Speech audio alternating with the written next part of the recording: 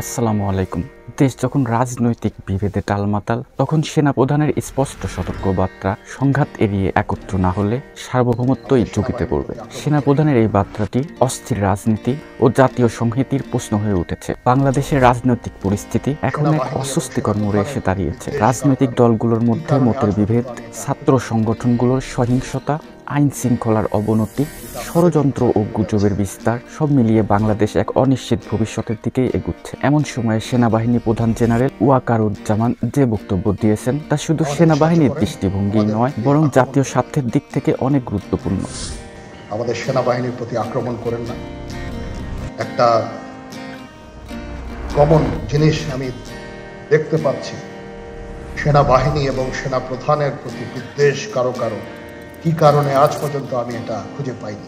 আমরা হচ্ছে একমাত্র ফোর্স যেটা আপনাদের জন্য কাজ করে যাচ্ছি। আমাদেরকে সাহায্য করেন, আমাদের প্রতি আক্রমণ করেন, উপদেশ দেন, আমরা অবশ্যই ভালো উপদেশ গ্রহণ করব।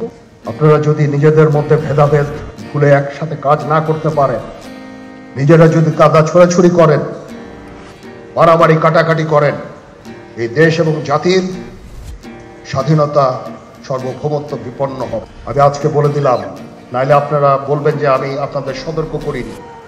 আমি সতর্ক করে দিচ্ছি আপনাদের, এই দেশ আমাদের সবার, আমরা সবাই সুখে শান্তিতে থাকতে চাই।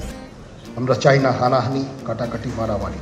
পিলখানা ট্র্যাজেডিতে শহীদ সেনা কর্মকর্তাদের স্মরণে আয়োজিত জাতীয় শহীদ সেনা দিবসে তার এই বক্তব্য কোনো সাধারণ বক্তব্য নয়। একদিকে যেমন ইতিহাসের একটি সঠিক ব্যাখ্যা, তেমনি ভবিষ্যতের জন্য সতর্কবার্তা। তার ভাষণে উঠে এসেছে দেশের সামগ্রিক রাজনীতি ও সামাজিক চিত্র, যেখানে তিনি স্পষ্টভাবেই হুঁশিয়ারি করেছেন যে যদি রাজনৈতিক দলগুলো পরস্পরের বিরুদ্ধে কাদা ছোড়াছুড়ি করতে থাকে, তবে দেশের সার্বভৌমত্ব হুমকির মুখে পড়তে পারে। আমার মনে হয় এই সতর্কবার্তার গুরুত্ব অনুধাবন করা উচিত। রাজনৈতিক বিভেদ ও বিদেশি হস্তক্ষেপের সংখ্যা। বাংলাদেশের রাজনীতিতে বিভেদ কোনো নতুন কিছু নয়, কিন্তু সাম্প্রতিক সময়ে এই বিভেদটা চরম আকার ধারণ করেছে। রাজনৈতিক দলগুলো ক্ষমতার লড়াইয়ে এতটাই লিপ্ত যে জাতীয় সংহতি ও স্থিতিশীলতা বারবার উপেক্ষিত হচ্ছে।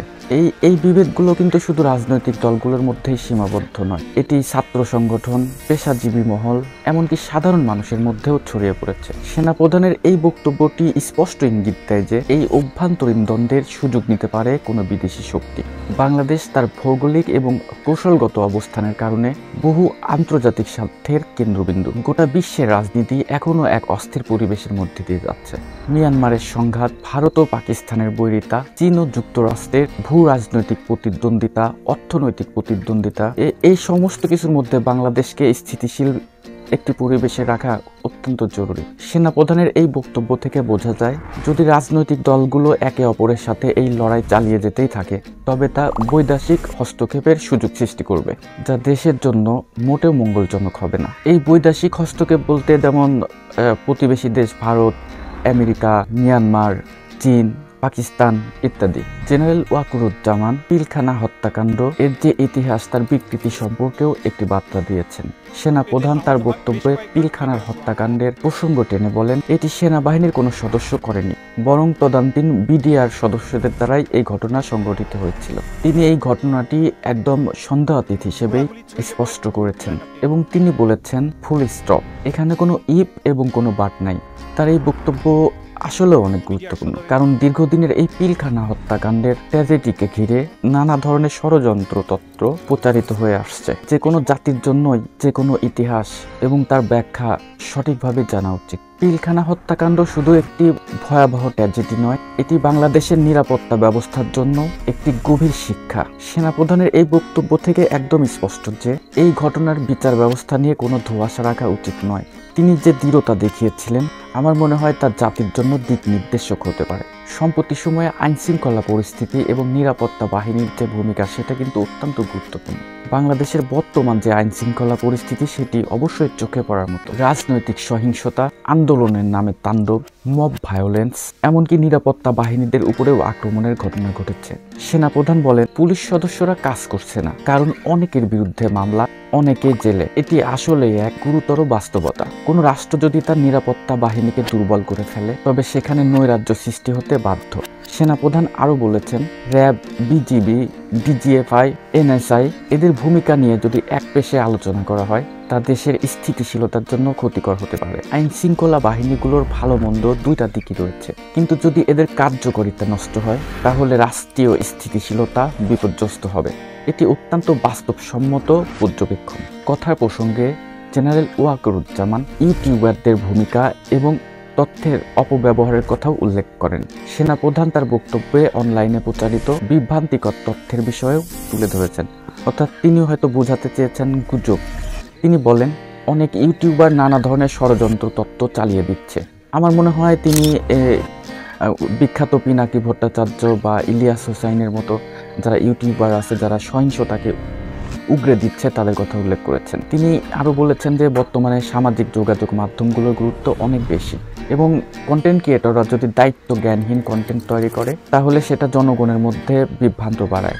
আমার মনে হয় সেনাপ্রধানের এই বার্তাটি শুধু ইলিয়াস পিনাকি নয়, সমস্ত ইউটিউবারদের একটি বার্তা দেওয়া হয়েছে যে দেশ সবার, সুতরাং ভালো মানের কন্টেন্ট তৈরি করতে হবে, কোনো গুজব বা কোনো বিভ্রান্তিমূলক কোনো কন্টেন্ট তৈরি করা থেকে বিরত থাকা উচিত। অপপ্রচারগুলো শুধু দেশের ভিতরে অস্থিতিশীল একটা পরিবেশই তৈরি করে না, এবং এটি একটি সামাজিক নিরাপত্তার জন্য বেশ হুমকি হয়ে দাঁড়ায়। দায়িত্বশীল কন্টেন্ট নির্মাতা এখন সময়ের দাবি। আমরা কি সেনাপ্রধানের এই বার্তার তাৎপর্য কখনো চিন্তা করেছি? সেনাপ্রধানের এই বক্তব্যটি শুধুমাত্র সেনাবাহিনী বা নিরাপত্তার সাথে জড়িত বাহিনীদের জন্যই নয়, এটি দেশের প্রতিটি নাগরিকের জন্য অনেক গুরুত্বপূর্ণ একটি বার্তা। রাজনৈতিক দলগুলোর উচিত পারস্পরিক দ্বন্দ্ব কমিয়ে সংলাপের মাধ্যমে যে কোনো একটা সমাধান খোঁজা। আইন শৃঙ্খলা বাহিনীগুলোকে রাজনৈতিক হাতিয়ার না বানিয়ে দেশ এবং জাতির জন্য কার্যকরভাবে পরিচালিত করা। সোশ্যাল মিডিয়ায় যে সমস্ত অপপ্রচার হয় সেটির বিষয়েও বেশ সতর্ক থাকতে হবে এবং এটির জন্য একটি কার্যকরী ভূমিকা রাখতে হবে। আগে একটি ডিজিটাল অ্যাক্ট ছিল, সেটা কিন্তু এখন বাতিল হয়ে গেছে, ফলে যে কেউ যে কোনো একটা মিথ্যা গুজব সহজেই ছড়িয়ে ফেলছে। এক্ষেত্রে প্রত্যেককেই দায়িত্বশীল হতে হবে।